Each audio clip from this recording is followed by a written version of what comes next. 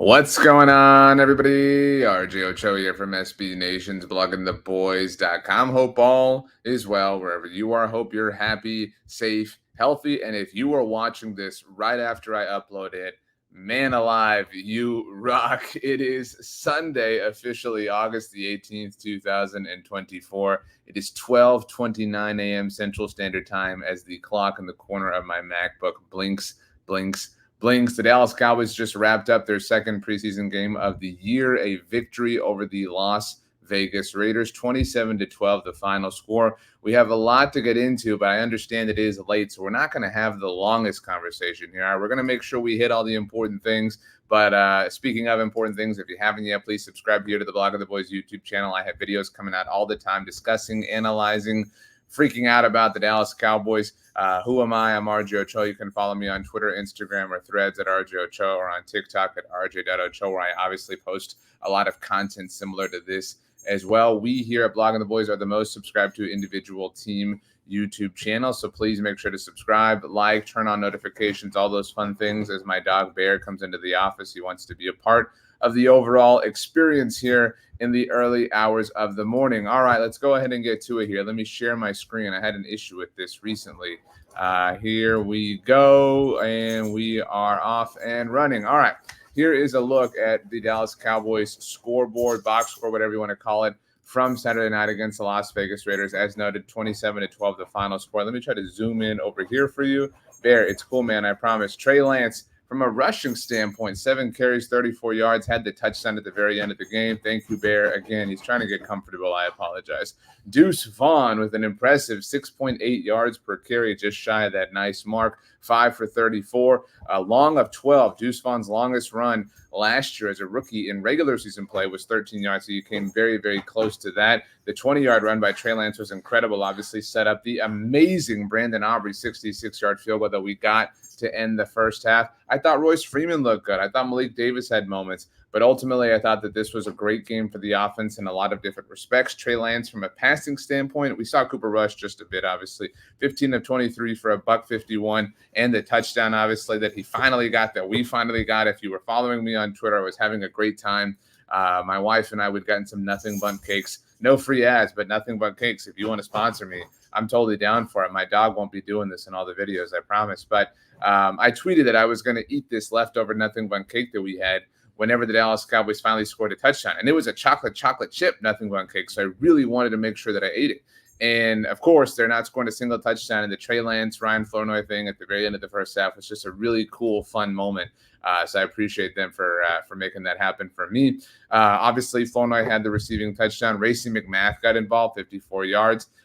John Stevens Jr. had a couple of nice moments. I thought Luke Schoonmaker had a couple of nice moments. Only 2 receptions, obviously. We even saw Jalen Tolbert for a minute. That one catch for 6 yards was kind of a bit of a bobble early in the game. Showed great concentration. Really just an impressive effort in a lot of different respects from Jalen Tolbert, I thought. So that's what my money is worth. I'm looking to get my my stock report available for you because it isn't out yet, but I'm trying to make sure I don't break our site so that I can share it with you. This was, I think let me get this off the screen and figure this out.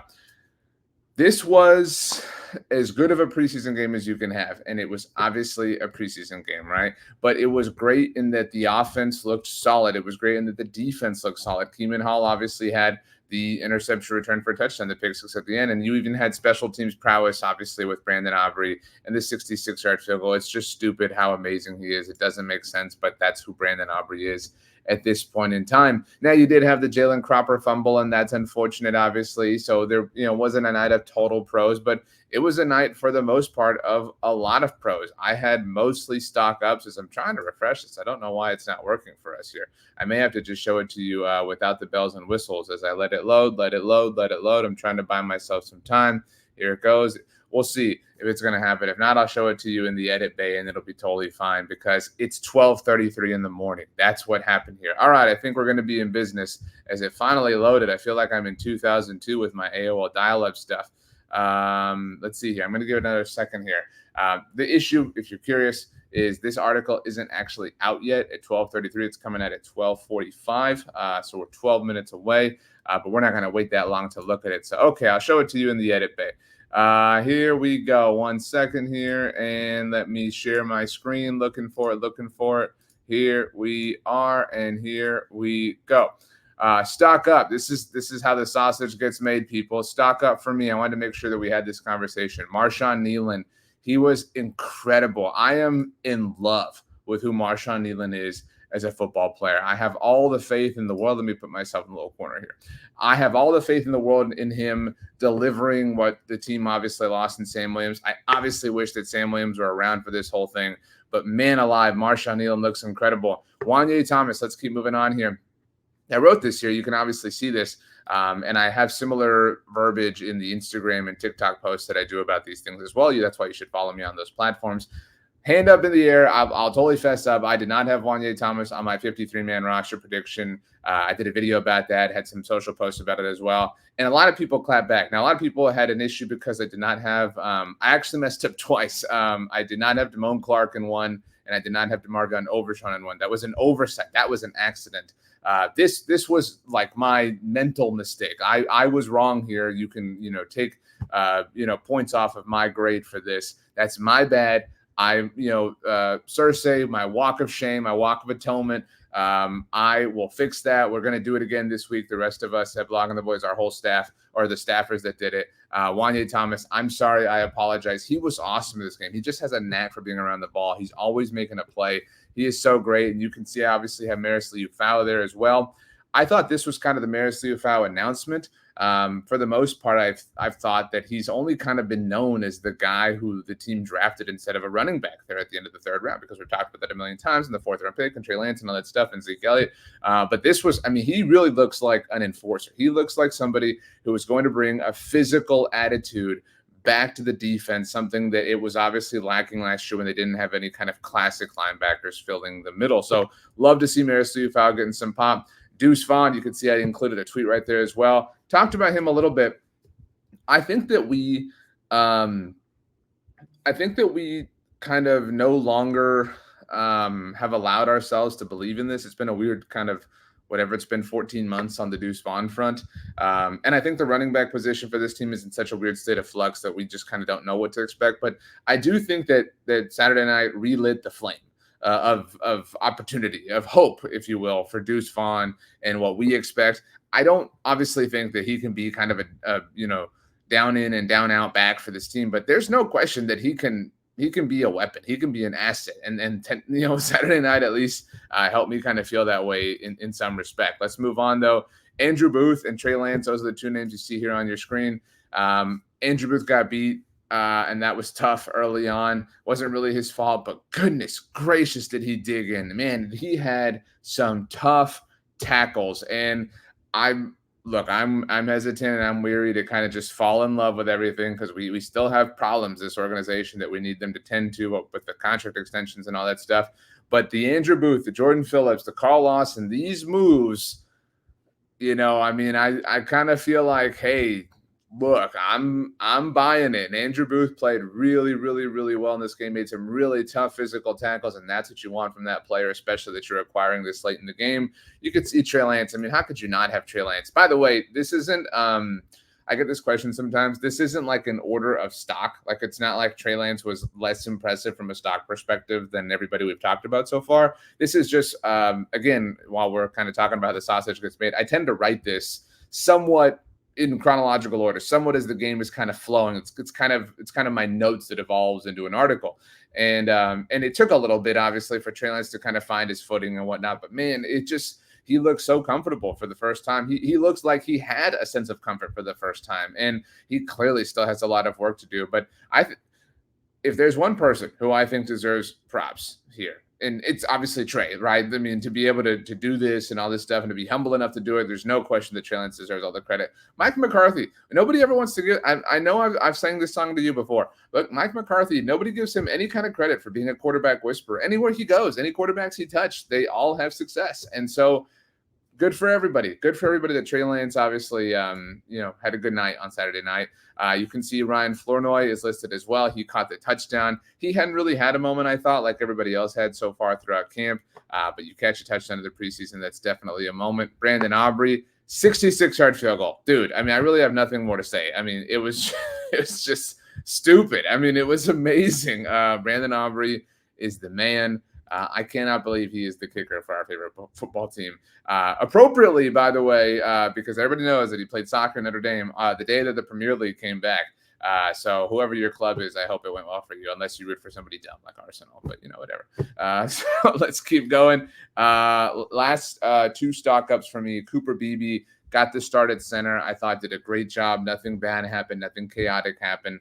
So good for him. And Keeman Hall obviously had the pick six, and you can't not make the stock report when something like that happens. I have one stock down, as I mentioned, and it's Jalen Cropper because he had the fumble, right? I really, it was such a positive day that I didn't want to have any stock downs. But if you have a fumble, especially when you're kind of on the cusp of a roster spot, I don't know if that's enough to hold you back or if that's enough to weigh you down, but I wouldn't want to find out. And unfortunately, it was a tough moment for Jalen Cropper, just trying to make a play, and things didn't work out for him. So that's the stock report, and it will be out because it is now 12:40 as I'm still recording this, and it goes live at bloggingtheboys.com in 5 minutes. So you can check it out as soon as you've watched this video, whether you're staying up super late on Saturday night or watching it on Sunday, whatever the case may be.